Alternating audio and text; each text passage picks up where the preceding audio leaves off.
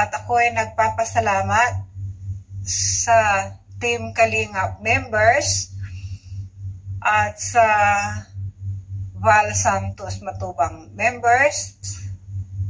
Ako po ay nagpapasalamat at saludo po ako sa inyong lahat. Gusto na support Val Santos Matubang and Team Kalingap members. So, yun ay nasa puso ko mula sa pulpa naman.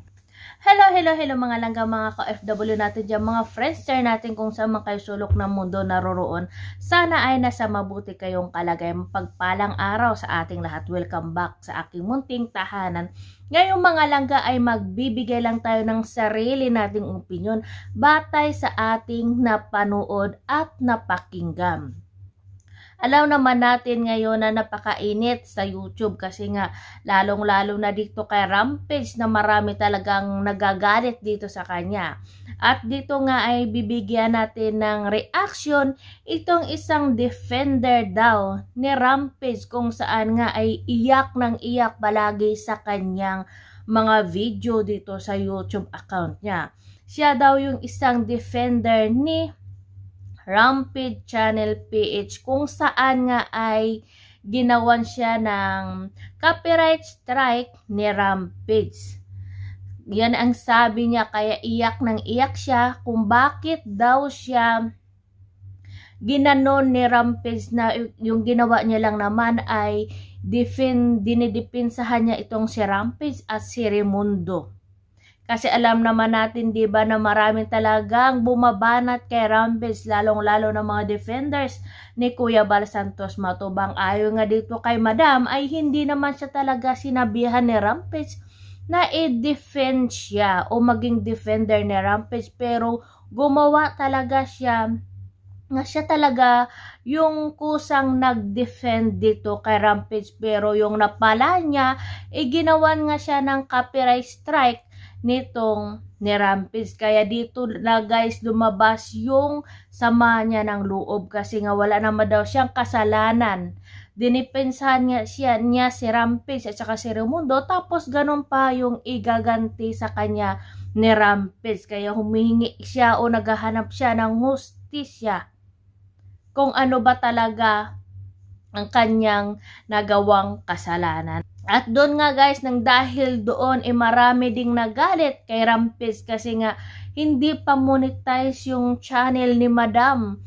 Pero bakit ginawan siya ng copyright strike ni Rampage? At ayon nga dito ay hindi naman daw si Rampage yung nag-copyright strike sa kanya. Pero yung email na Gmail na ginamit sa pag-copyright strike sa kanya yung totoong pangalan ni Rampage. At ito pa, yung kanyang isiniwalat nitong si Madam. Kasi nga sa sobra ng sama ng loob niya, ilang beses na yung live niya o yung video niya, umiiyak siya kasi hindi niya talaga matanggap-tanggap yung nangyari. Dito nga ibinulgar niya rin yung Sia Cruz na palaging bumabanat dyan sa mga live ng mga defenders ni Kuya Val Santos Matubang. Ito talaga yung dinidipinsahan niya itong si Rampage. Yun pala ay asawa daw itong ni Rampage. At ito guys yung nakakagulat kasi nga number 1 o defender talaga siya ni Rampage, pero nung nagkatanggap nga siya ng copyright strike, bumaliktad na naman itong si Madam. At dito nagpasalamat siya kay Kuya Val Santos Matubang sa mga Kalingap partners kasi nga ang mga Kalingap supporters kasi nga pumunta sa kanya. At dito nagpasalamat nga siya dito kay Kuya Val Santos mga supporters kasi nga hindi daw siya iniwan. At yung iba ay nag-subscribe pa sa kanya. O diba parang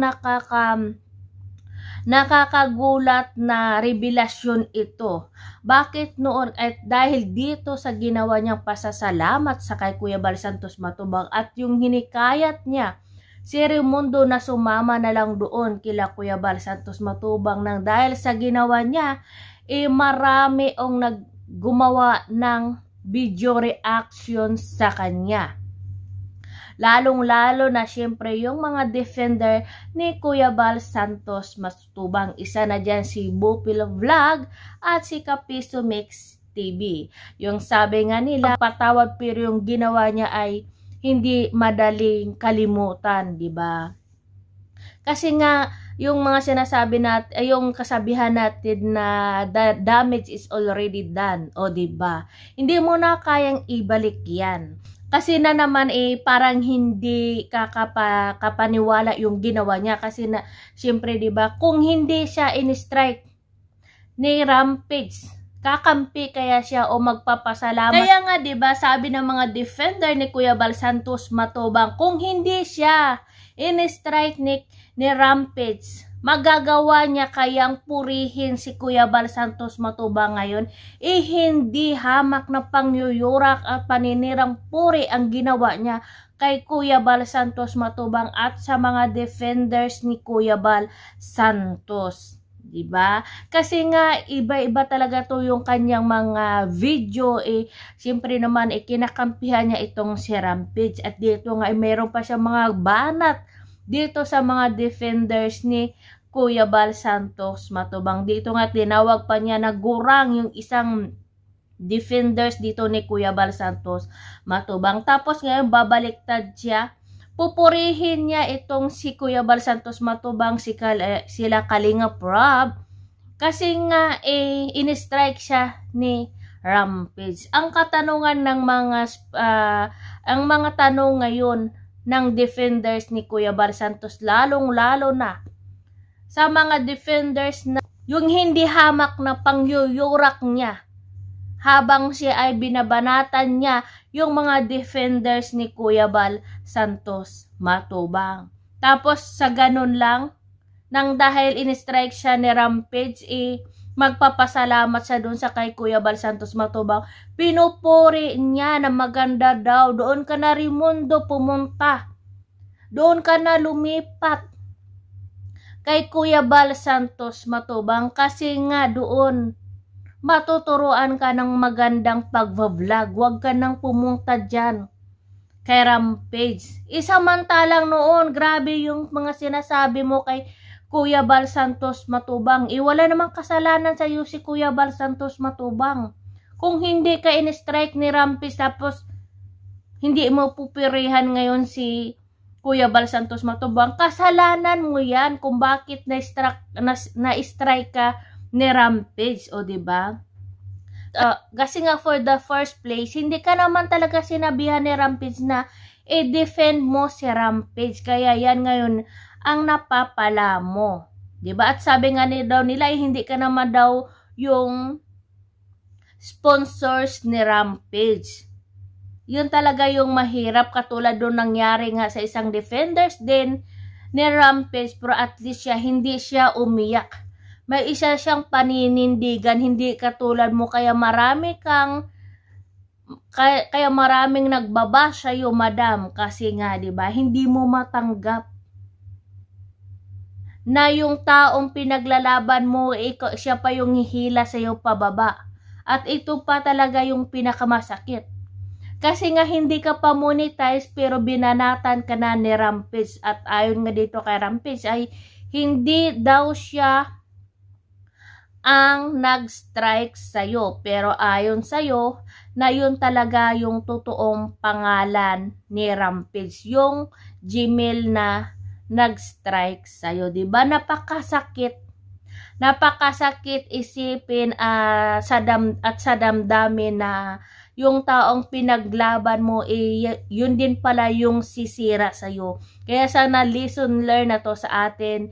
Kasi dalawa na kayong mga defenders ang pinahiya o sinira nitong si Rampage. At dito nga ayon nga sa isang defenders, hindi lang pala yan ang ugali ni Rampage. Ayon dito, hindi ko sinabi na sure ako. Pero yung sinabi lang sa kanya, sa atin ng isang defender, ito talaga pala si Rampage, iba yung ugali.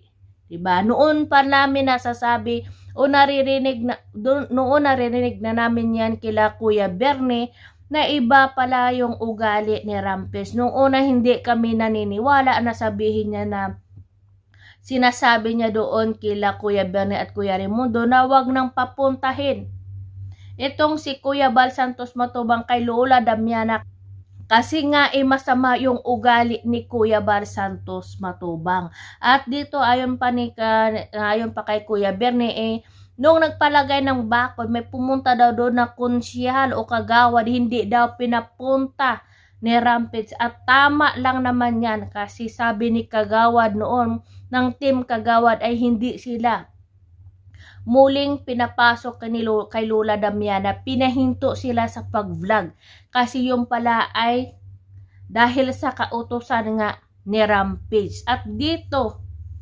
nalaman din natin sa live din ni Rampage noon na sinabi niya na iniwan niya na si Kuya Raimundo kasi nga ayon sa kay Rampage gusto niyang matuto si Kuya Raimundo at tumayo sa sarili niyang paa. At kaya nga iniwan niya dito.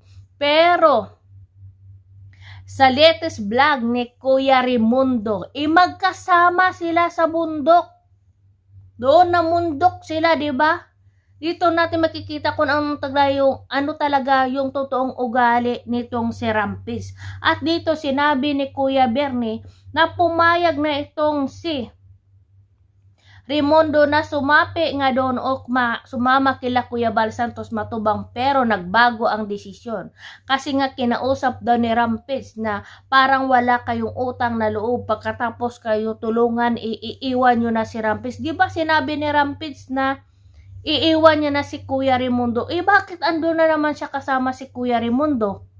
O di ba? Kaya dito natin makikita na tama lang talaga yung mga sinasabi ni Kuya Bernie ng mga defenders ni Rampage. At makikita mo doon umakyat sa isang vlogger din na nagkita-kita sila doon na mas matigas talaga yung isip nitong si Rampage. Parang ang yabang niya pang sumagot doon sa mga katanungan. Hindi naman talaga tama yung mga sagot-sagot niya. Ayon nga dito sa isang defender, ano Rampage, nakapag-isip-isip ka na, pinagsabihan ka na ng yung advisor kung ano yung sasabihin mo ngayon. Kaya andito nga ngayon nagkuda-kuda. O diba? At ayon nga dito, 10,000 pesos yung ginamit na pera ni Rampage dito sa bahay. Pero ayon sa isa naman 2,000 lang daw. At alam na alam daw niya kung ano ba talaga yung nangyayari kay Rampage. Ito masasabi ko, hindi natin alam hindi pa rin natin alam kung ano ba talaga yung totoo. Kasi nga hindi natin nakikita. Maniniwala lang tayo pag nakikita mo lang yung ginagawa ng isang tao. Huwag tayong maniwala sa mga sabi-sabi kaya hindi natin alam kung totoo ba talaga yung sinasabi niya. At dito nga kay Madam na umiiyak lagi, wala kang ibang sisihin kundi yung sarili mo. At kung balak mong sumapi nga dito sa Kalingap Partners, iwan ko lang kung tatanggapin ka. Kasi nga sabi ng lahat ng mga defenders, mabilis lang magpatawad, pero yung ginawa mo ay hindi madaling kalimutan. Kaya napakahirap paniwalaan na yung syempre naman hindi mo sila masisisi kung ano yung masasabi nila sa iyo. Kasi nga naman hindi rin biro at hindi basta-basta at hindi makatarungan at hindi katanggap-tanggap yung mga binanat mo kay Kuya Bal Santos Matubang at sa mga defenders dito. Tapos sa isang iglap lang, ito lahat mga sinasabi nila. Kung hindi ka na-strike ni Rampage, kakampi ka kaya? Pupurihin mo kaya si Kuya Bal Santos Matubang? Pasasalamatan mo kaya yung mga supporters ni Kuya Bal Santos Matubang kasi nga nag-subscribe sila sa'yo? Kaya dapat, di ba, tanggapin na lang natin kung ano yung naging kapalaran mo. Katulad ng isang defenders na kahit anong nangyari naging matatag pa rin siya kahit sa ginawa ni Rampage sa kanya. Hindi siya umiyak. Huwag kang umiyak kasi walang ibang tutulong sa'yo kundi yung sarili mo. Habang umiiyak ka dyan na nagla-live ka, ay sarili mo lang talaga yung pinapahiya mo. Diba? Kasi wala ka namang ibang sisihin dun eh. Kung bakit naging defender ka ni Rampage. Kasi nga, ikaw lang mismo, ikaw yung gumawa talaga na sa sarili mo, na i-defend mo si Rampage. Kaya wala kang sisihin, wala kang dapat sisihin, kundi sarili mo lang. Kasi nga, hindi ka naman inutusan ni Rampage na i-defend mo siya. Kaya walang ibang sisihin, kundi yung sarili mo lang. Kaya,